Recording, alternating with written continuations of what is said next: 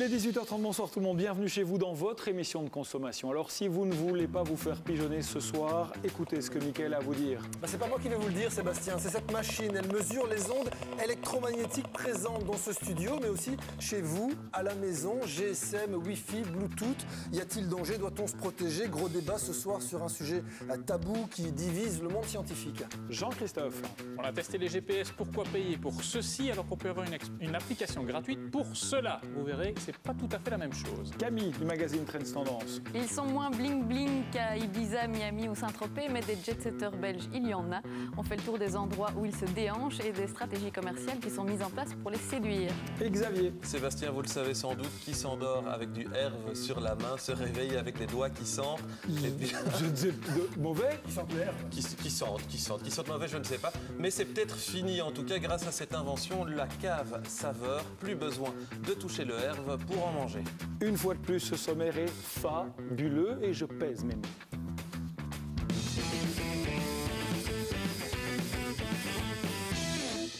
Fabuleux et en même temps inquiétant. Mickaël, vous avez décidé de nous faire peur ce soir. Vous faire peur, Sébastien, c'est pas vraiment l'objectif. Je préfère dire vous mettre en garde contre des choses presque invisibles qui peuvent être très mauvaises pour notre santé. Alors cet appareil, il mesure justement ces mauvaises choses. Et regardez ce qui se passe quand on l'allume sur ce plateau télé. Plateau, je vous rappelle qu'on passe environ 2 heures par jour maintenant depuis presque 2 ans.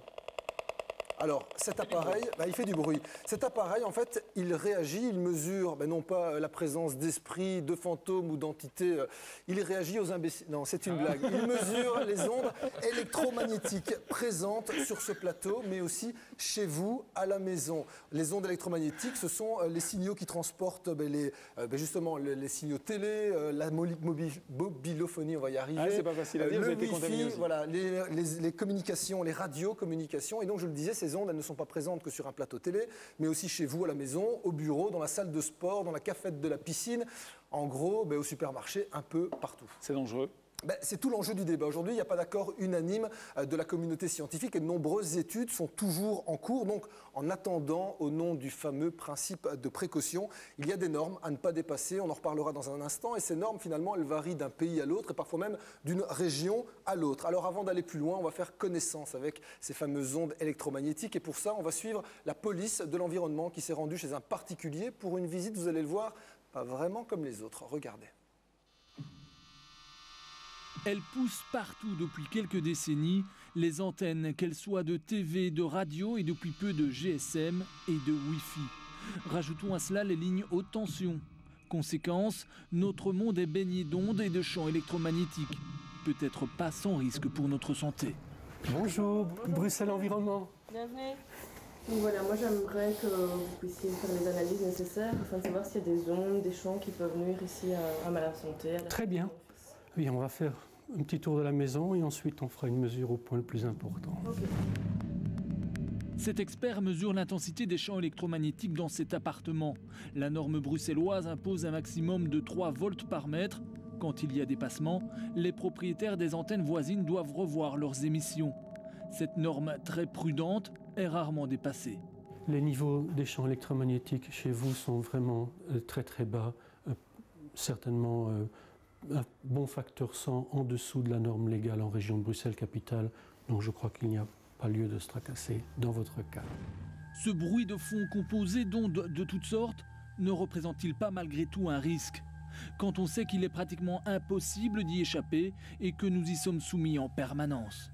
Ce bruit de fond est par exemple, pour se référer à la norme bruxelloise de 3 voltmètres, ce bruit de fond est de l'ordre généralement de quelques dixièmes de voltmètre tout au plus, ce qui représente en soi extrêmement peu, un fifrelin par rapport à ce que l'on reçoit par exemple d'un GSM tenu contre l'oreille. Les principaux risques sont en effet plutôt à chercher du côté des utilisateurs. GSM, téléphone sans fil, micro-ondes, certains appareils domestiques émettent aussi des rayonnements électromagnétiques. Dans le domicile, en mesurant tout le spectre, nous avons de l'ordre de 1 volt par mètre. Je vais maintenant me rapprocher un peu du micro-ondes. Ah oui, là quand même, on voit que le niveau monte à presque 20 volts par mètre, un peu en dessous. Depuis quelques années, l'Internet sans fil, le Wi-Fi, s'est ajouté à la liste des rayonnements électromagnétiques. Un risque supplémentaire? Pas sûr. Je ne vois pas très bien en quoi le Wi-Fi pourrait être, disons, à risque dans la mesure où déjà, pour le GSM, on est en questionnement. Or, le Wi-Fi, voilà, je vous disais, c'est au moins 1000 fois moins. Le GSM, lui, pose donc encore question. Des études sont toujours en cours. Certaines révèlent déjà des risques accrus en cas d'usage intensif. Les rayonnements électromagnétiques, un monde invisible, décidément bien difficile à cerner.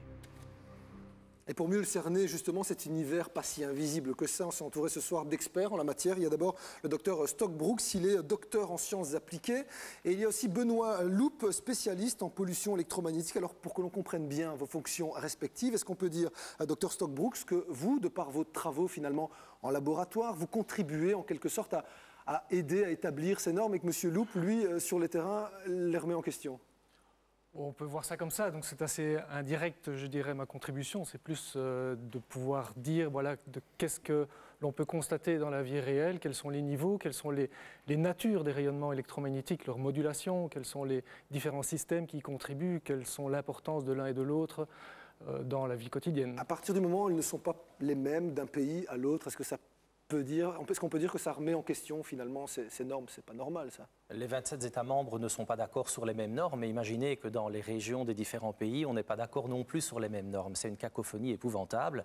Le consommateur est perdu et en fin de compte, on a des degrés d'exposition différents suivant les régions dans lesquelles on va vivre. On ne va pas parler tout de suite de cancer, mais concrètement, qu'est-ce que l'organisme subit par rapport à ces ondes? C'est quoi le désagrément au quotidien? Qu'est-ce qu'on ressent? Qu'est-ce que ça provoque sur les organismes? Principalement, les personnes témoignent de problèmes de confort de vie, d'insomnie, d'irritabilité, d'une augmentation du stress.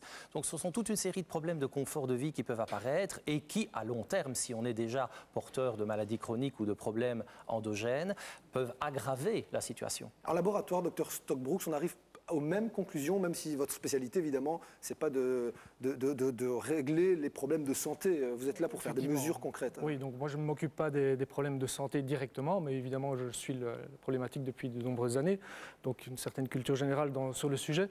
Et donc ce que l'on peut dire, oui, il y a de plus en plus de résultats d'études qui montrent des effets biologiques. Et voilà, maintenant la question, un effet biologique est-il pathogène? C'est encore une autre question, on peut détailler si on veut. Donc voilà, un effet biologique, c'est une agression du système biologique. Mais il faut en avoir peur de ces ondes, oui ou non? En tous les cas, il faut adopter un comportement prudent. Parce qu'aujourd'hui, rien ne permet aux consommateurs, en achetant du matériel électrique ou du matériel électronique, que ce soit des technologies sans fil ou reliées au courant électrique, d'avoir des systèmes qui sont parfaitement compatibles pour la santé. Ils sont compatibles sur le plan des normes et électrotechniques, mais pas sur le plan de la santé. Alors, sans évoquer cette fameuse théorie du complot, je vous dis ça parce qu'on a eu beaucoup de réactions suite à l'émission radio ce matin sur Internet, via le site de l'émission.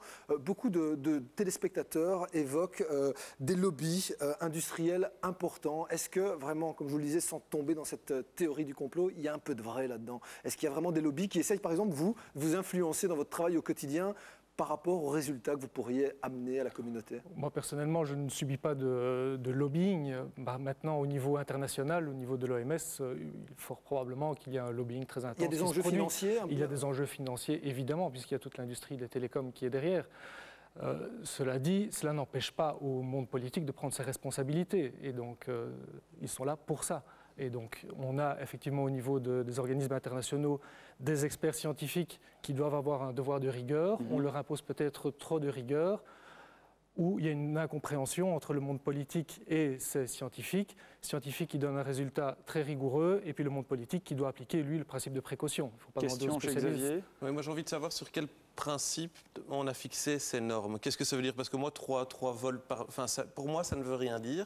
Donc j'aimerais bien qu'on m'explique sur quel principe et ce que ça signifie, tout simplement. Voilà, donc pour schématiser, au niveau international, les limites qui sont adoptées sont basées exclusivement à peu près sur le phénomène d'échauffement des tissus, le principe du four à micro-ondes bien connu. En dehors de ça, il y a toute une série d'effets biologiques qui ont été mis en évidence et qui interagissent notamment avec le système nerveux. Et donc les normes dans les pays sont prises en décidant à quel niveau on applique ce principe de précaution, de dire voilà, il y a potentiellement un risque très grave et donc on ne doit pas se contenter de ce dont on est certain, on doit adopter une certaine prudence. Je vous propose de reparler des ondes encore dans la seconde partie de l'émission. On vous donnera les bons conseils pour éviter tout risque éventuel sur la santé. On a trouvé quelqu'un qui traque toutes les sources d'ondes de sa maison, utiles ou pas. Nos spécialistes sont là pour donner leurs avis. Vous cherchez à acheter un GPS, restez avec nous parce qu'on va les tester dans quelques minutes. Les leaders du marché s'appellent TomTom ou Garmin. Portable ou intégré à la voiture, le GPS, Jean-Christophe testera aussi la fiabilité des autres systèmes de navigation. Pour trouver le studio, Jean-Christophe, tournez à gauche. Voilà, c'est par là. Ne touchez plus à rien chez vous. Dans 2 minutes, on revient.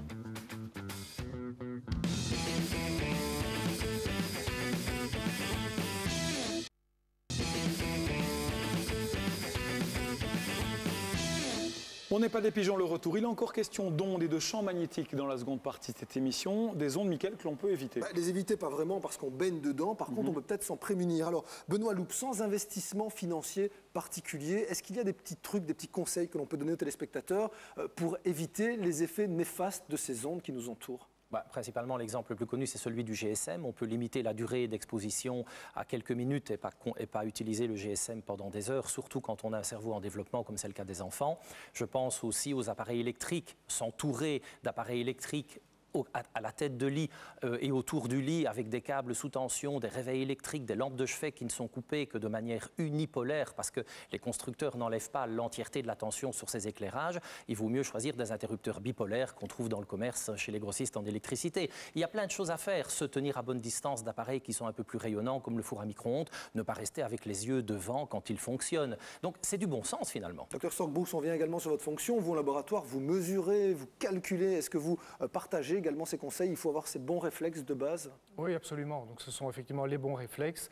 C'est s'éloigner de la source, c'est limiter le temps d'exposition. Et puis, effectivement, il existe aussi des solutions qui nécessitent un petit peu d'investissement pour ceux qui ne peuvent pas se passer du GSM. Il existe les oreillettes, notamment, qui est un très bon système si on doit effectivement passer toute la journée avec le GSM. Mais justement, à côté des trucs que l'on vient d'évoquer, qui ne coûtent pas grand-chose, on va voir qu'il y a de véritables chasseurs d'ondes, un véritable attirail, mais qui, lui, nécessite un investissement. On a d'ailleurs trouvé quelqu'un qui, lui, traque toutes les ondes présentes dans sa maison. Et vous allez le voir, il ne lésine pas sur les moyens financiers aussi. Regardez. Cette habitation vue de l'extérieur paraît normale. Pourtant, il n'en est rien. Son propriétaire l'a truffé de protection contre des ennemis invisibles, les ondes électromagnétiques. Depuis quelques années, il les détecte pour mieux les chasser. Vous imaginez un simple minuteur, ce que ça vous émet comme perturbation. C'est la même chose que les radios-réveils qui sont à vos lits. Vous l'enlevez, fini. Philippe chasse donc toutes les sources d'ondes. C'est pour cette raison aussi que chaque nuit, il coupe l'interrupteur général de sa maison. L'utilité, c'est que je n'ai plus d'électricité du tout dans toutes mes pièces. Plus de champs électromagnétiques. Plus rien. Plus rien. Plus rien. Zéro. Pour mener ce combat contre les ondes, toutes les armes sont les bienvenues. Des ampoules spéciales, des boîtes et des housses protectrices pour téléphone portable, des blocs multiprises blindés, mais aussi quelques installations insolites. Ça s'appelle la GeoWave. Ce n'est pas donné, ça c'est d'accord, mais c'est contre les effets telluriques, les effets géopathogènes, tous les effets de veine d'eau qui pourraient éventuellement passer en dessous de votre maison, etc., et qui vont annihiler les effets, et de telle façon à ce que vous puissiez avoir un sommeil 100% parfait. Philippe se protège donc également des ondes électromagnétiques naturelles. Est-ce bien utile, direz-vous? Surtout lorsque l'on sait que tous ces appareils ont un coût. Il faut savoir qu'il y a là un intérêt économique derrière. En réalité, du point de vue santé, si l'on n'est pas exposé à plus de la norme bruxelloise, il n'y a vraiment